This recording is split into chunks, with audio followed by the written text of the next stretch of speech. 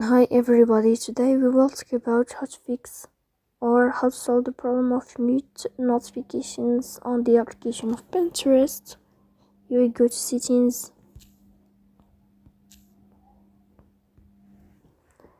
Here in this page of settings, you will click on apps, default apps, app settings. In this list, you will go down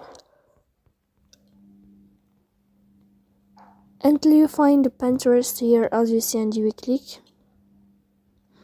Then this page of app info, you will click on first stop and you will click OK. Here you will enter to the window of storage. Then we click on clear cache. But pay attention, don't click clear data because that can delete your account. In the end, you can turn off your phone and you can restart your phone again, so please don't forget to support us.